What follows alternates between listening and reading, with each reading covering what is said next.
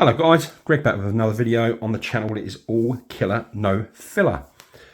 Before we start, I'm going to be doing a watch review today, just to let you know, very simple reviews from me. No macro shots, no sexy editing, just point the camera and speak. I will get some information and hopefully get some decent visuals, but it's not going to be a high-tech video, so I'll just let you know that before we start. But today I'm going to review a watch from a micro brand. It's a brand that myself and many people think is one of the very best micro brands out there at the moment. They've had critical acclaim from pretty much everywhere, and they do really great, fantastic, vintage-inspired pieces. So the brand is called Baltic, and the watch we're going to look at today is their Hermétique, and this is with the limited edition Glacier Black dial, which hopefully you can see there.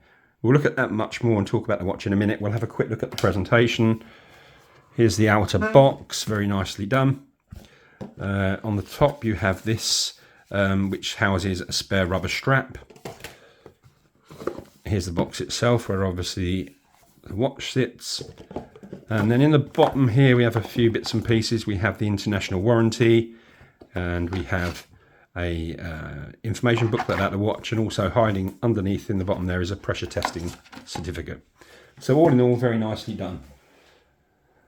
But the interesting part is the watch. As I said, that dial is stunning and the star of the show, and we'll talk about that a bit more in a minute. But it's a much smaller watch than I'm used to wearing. I have an 8-inch wrist. This is 37mm, but it just wears so well. It's got such a classic vintage feel when it's on the wrist.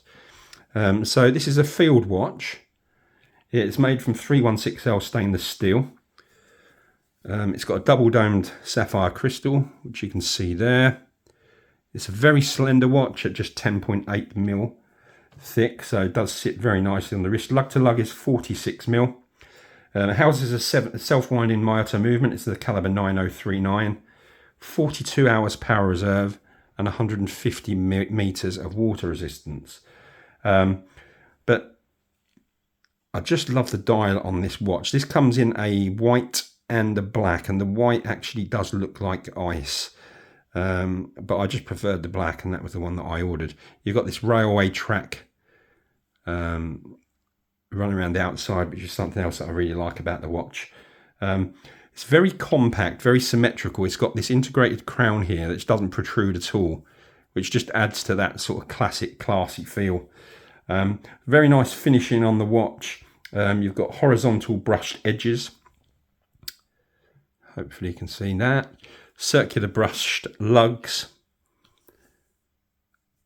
Let's try and get closer up here. Not very professional.